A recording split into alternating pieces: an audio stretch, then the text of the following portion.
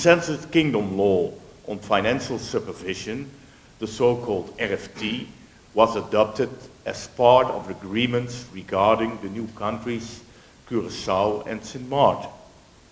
The Netherlands also agreed to take over 17% of the outstanding debt of the former Dutch Antilles for the amount of 3.4 billion guilders in order to give the countries a healthy starting position. The Board of Financial Supervision, the CFT, was founded as a temporary entity to prevent that countries would again find themselves with unsustainable debt position. Importantly, also as part of this arrangement, a low Dutch interest rate, currently 0, applies for the outstanding debt and new law for capital investments. This interest is significantly lower than the interest rate in other Caribbean small countries of at least 5%. Well, for most countries in the Caribbean, the interest payments can reach 20% or more of the income level of the public sector. For Sint Maarten, these are currently about 2% of income, so 10%. Importantly, while other countries have to spend public money on interest, Sint Maarten can use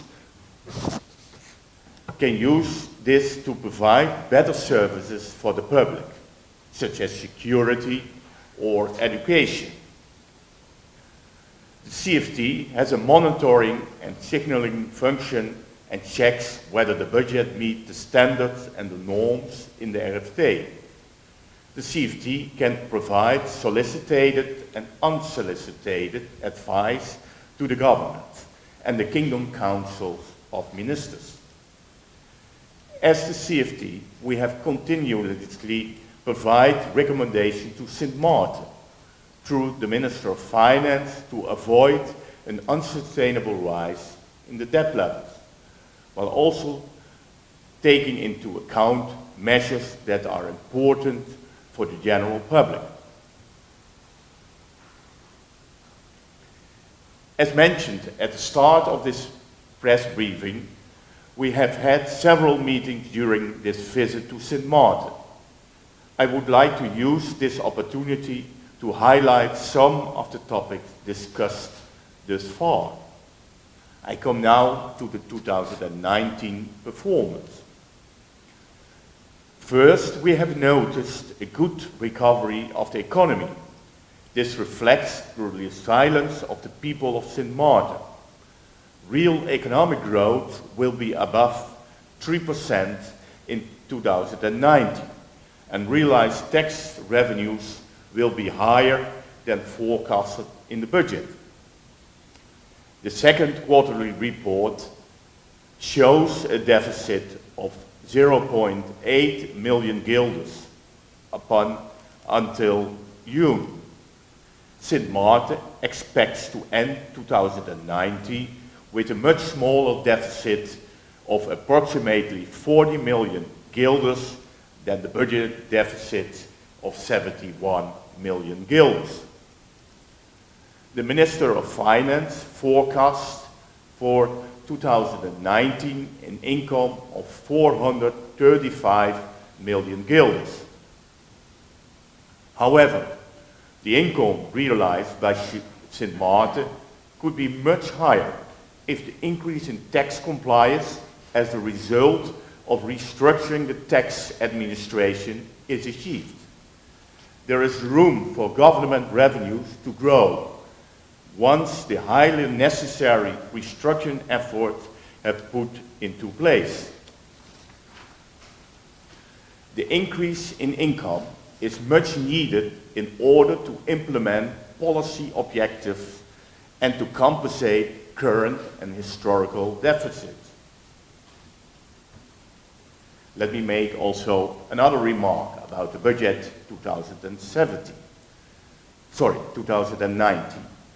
Cost-saving measures from the 2090 budget, as the reform of the civil servant pension scheme and the employee contribution to the healthcare fund by civil servants, have not yet been implemented.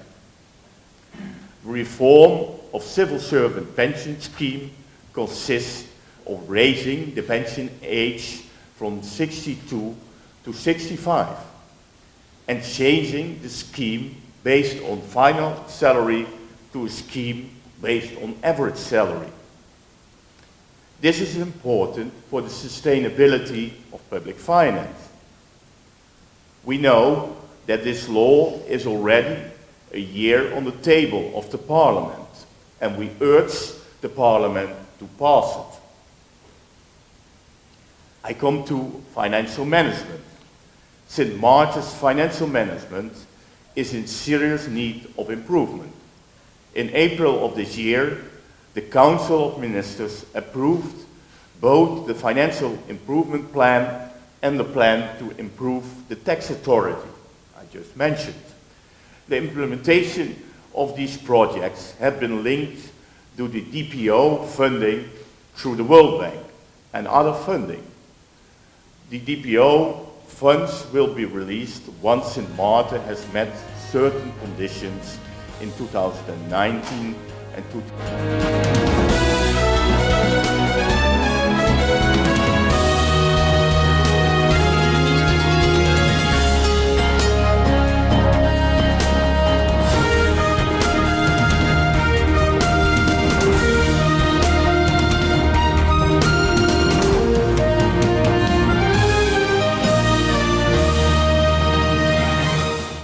GEBE has been faithfully serving the communities of St. Martin, powering your home and our economy.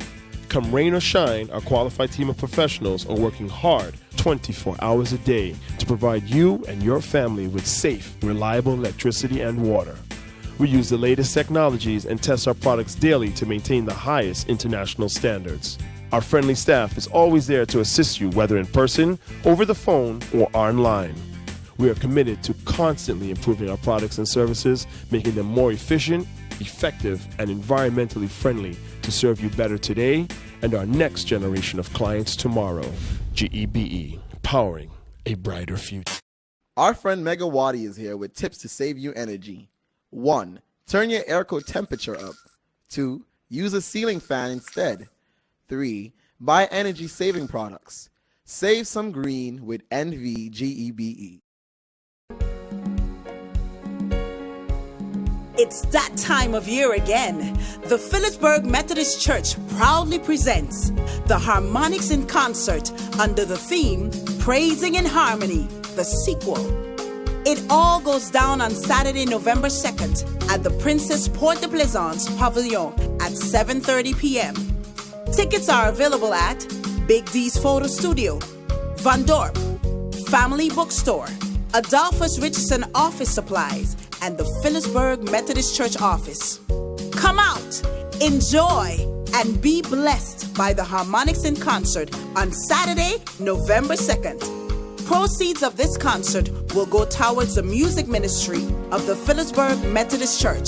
See you there!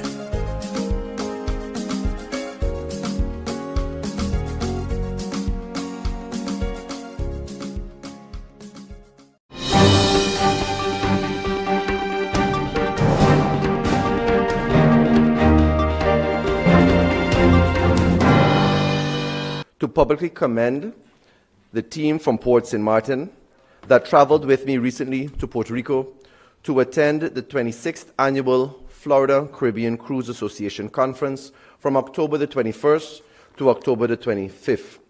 Attending the conference allowed St. Martin to hold several discussions with key stakeholders.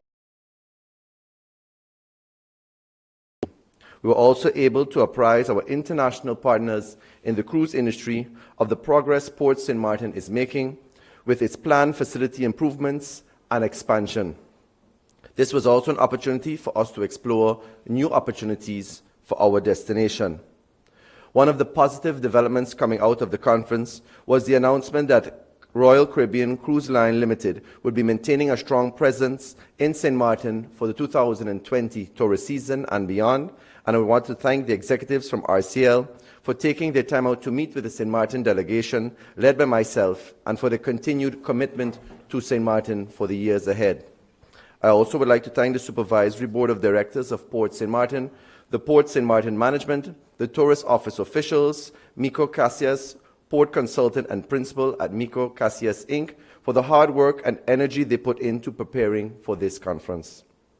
It is indeed good to see that despite the challenges of the past 2 years, St. Martin is still able to maintain strong ties with its partners in the cruise tourism industry.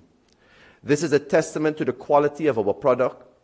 Our people make up a large percentage of the product we offer the world each year, so the credit really goes out to the taxi operators, the bus drivers, the tour operators, restaurateurs, store owners, beach owners and vendors, and other vendors, and the citizens of our beloved country who make this vacation destination worth visiting each year. Royal Caribbean has indicated that our destination remains an important stop for its passengers because St. Martin has all the essential ingredients that RCL customers are looking for. The port management was also apprised of RCL's plans for the expansion of Pier 2 for our port, which would increase berthing space. This investment is essential for our port, as we must make sure that we are ready for the arrival of 50 to 60 new cruise ships, which will be built over the next 6 to 10 years. As you know, Black Friday shopping has become a phenomenon, not just in the United States and other parts of the world, but here on St. Martin as well. With that in mind, I want to take this opportunity to throw my full support and that of the Ministry of TIAT behind the efforts of the Mixmaster Crew Foundation, who will be hosting the Black Friday Weekend Bonanza this year. I think this initiative deserves the full support of the community, and I encourage each and everyone to support the event. One of the objectives of the event is to provide a neutral platform in the form of a street fair for local businesses to showcase and sell their goods and services to the general public. This is an excellent way to start the busiest shopping period in our tourism 2019-2020 season. The event is being put together by Mixmaster Crew Foundation in collaboration with Radio Envision Show, hosted by Mixmaster Paulie, My 88.3 FM, the Chamber of Commerce and Industry, and Funtopia, the Indian Merchants Association, the Arabs Association, and Dedicated Brothers. It will be held on Saturday, November the 30th, so please mark your calendars for this event. This is also to ensure that merchants are able to display their merchandise for the Backstreet Weekend Bonanza, utilizing tents, tables, racks, and display to their customers and for their convenience. Entertainment will be provided by various DJs placed strategically along the route to attract persons to the event. And there will also be a children's corner with bouncy castles, face painting, and an activity area. The area will also be capable for young adults who will be charged with babysitting duties to provide a more enjoyable shopping experience for parents. The living statues will also be stationed at the event, and they'll be putting on brief displays along the route of the street fair. There will also be promo girls that will roam through the crowd, displaying any sale flyers or promotional materials that merchants will have to distribute. The still walkers will do double duty as entertainment as well as forming a part of the promotional team. This type of event creates economic opportunities for our people. The event will cater to businesses in the Phillipsburg area. However, there will be several spaces allocated for local vendors to sell local food, cultural merchandise, and art. Doing this adds a variety to the street fair and allows small business owners on the island to also capitalize on this great opportunity. Considering the economic benefits of this event and my ongoing commitment to continue creating economic opportunities for our people, I have asked the Department of Economic Affairs to prepare an advice whereby all the fees for vending would be waived. Additionally, the Tourism Department I've asked to support by assisting with the marketing of this event. Thirdly, I joined my fellow Rotarians of the Rotary Sunset Club of St. Martin on Sunday for a special project titled Reach One, Feed One. This is the second annual event, provides a warm meal to those within our community who are more vulnerable socially.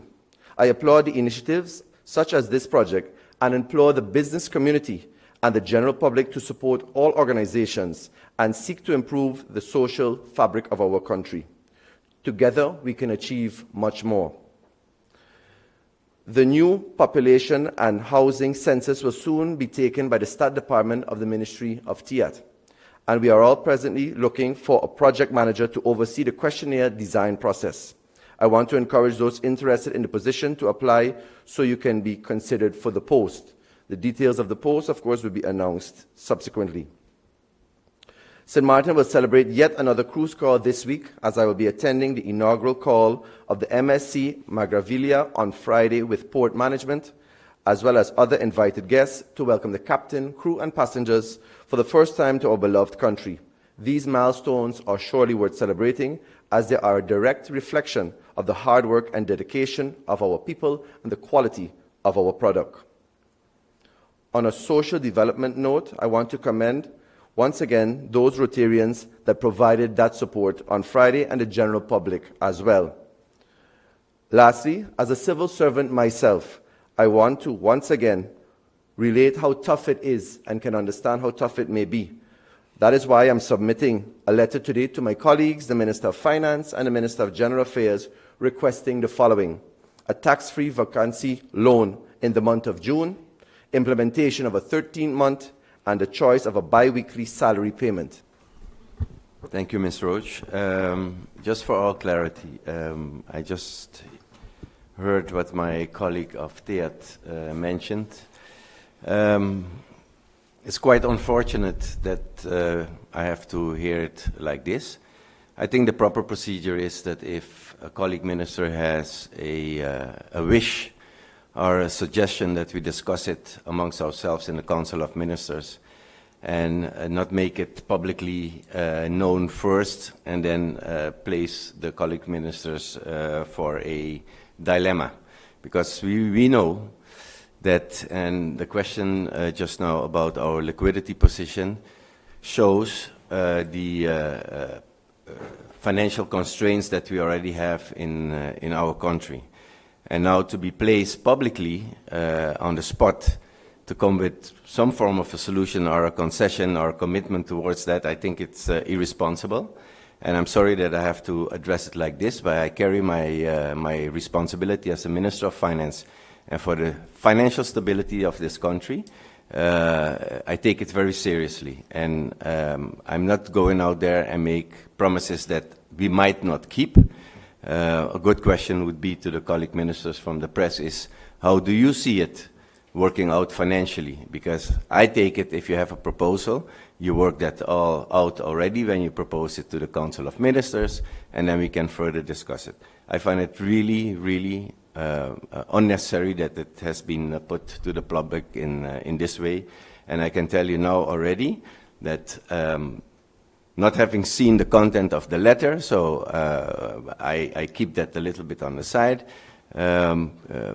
Make it abundantly clear right now that I cannot commit while the minister seeks the publicity. So publicly I can already tell you that I cannot commit beforehand that some exercise like this would be possible.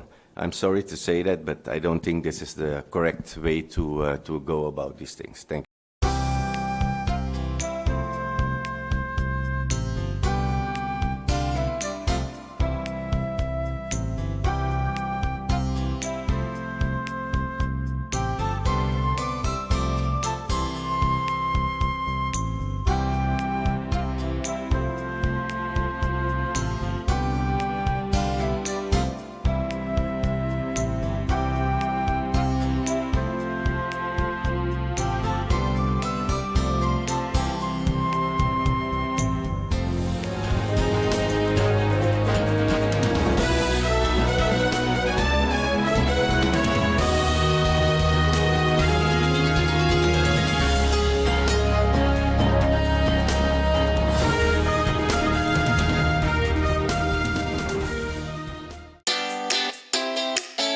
Make use of web mobile banking with easy access and direct usage of face recognition,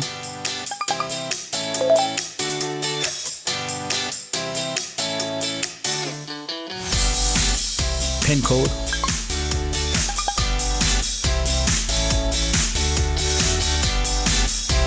or fingerprint.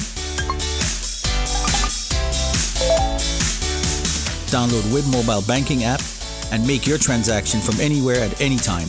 For more information, visit wib-bank.net/quick-login.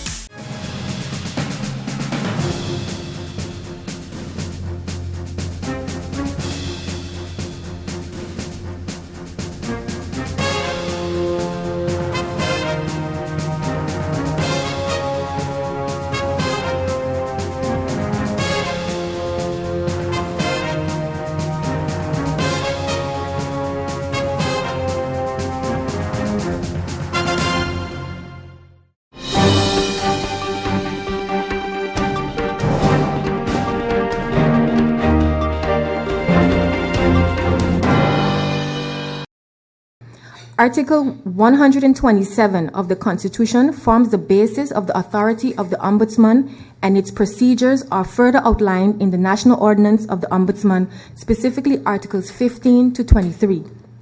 The complaint procedure consists of different stages, from general inquiry to the Ombudsman issuing a judgment in a final report.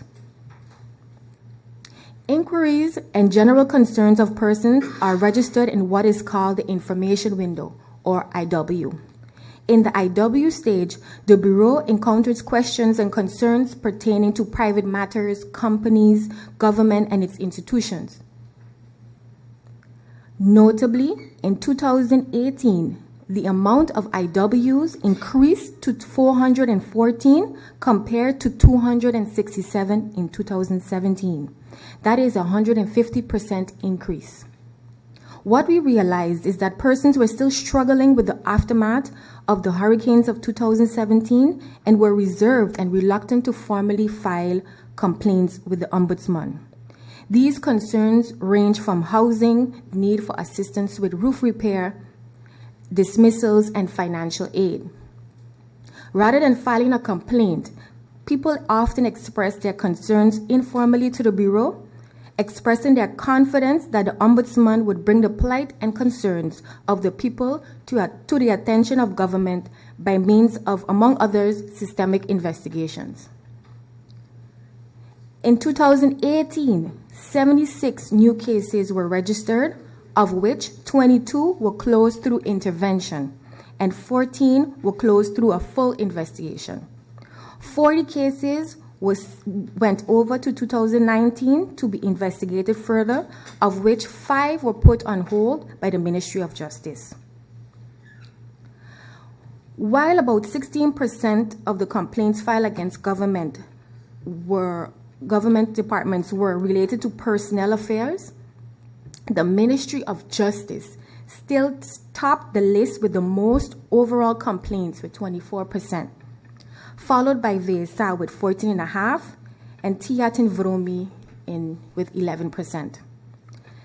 The Ministry of Justice showed a significant decrease in complaints against the police department in 2018, mainly attributed to properly following up on recommendations issued by the Ombudsman. Requests for residence permits, HR-related cases, and lack of proper services topped the list of complaints filed against the Ministry of Justice. The highest number of complaints filed was against the Immigration and Naturalization Department regarding requests for residence permits. The Ministry of Vromi. It has become increasingly difficult to receive adequate responses from the Ministry of Vromi on questions from the Ombudsman, namely the Permit, Domain Affairs, and Inspection Departments. Citizens are entitled to adequate responses to inquiries and applications. The Ministry of Finance.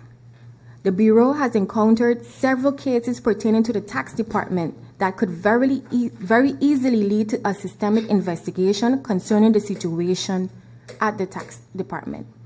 The backlog and violations identified of a nature that is unacceptable for law-abiding, tax-paying citizens of St. Martin.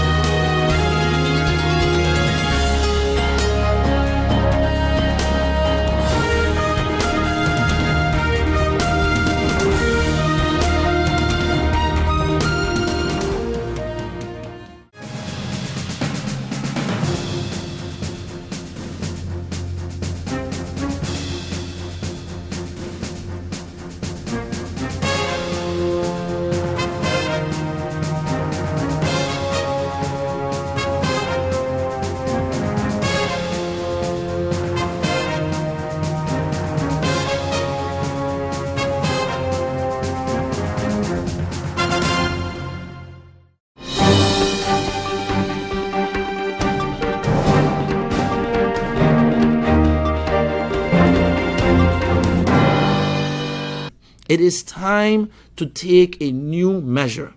And I think that's something that every single political party, in my humble opinion, people, I really believe all parties and every single party I'm going to be talking to throughout this week before I make my decision who I will run with, my main essence is this. Are you ready to evolve politics in St. Martin?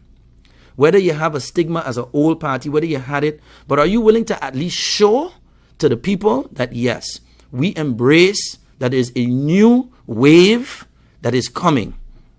It is not perfect. We are not the best. I have my flaws. So does many other young MPs and young candidates, and not only young, but not young only in age, but young politically, you know.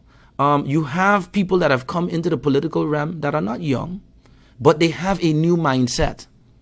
And the more and more we went further into trying to create the platform for USP, unfortunately, the more I saw, in my opinion, that the party was not ready to evolve.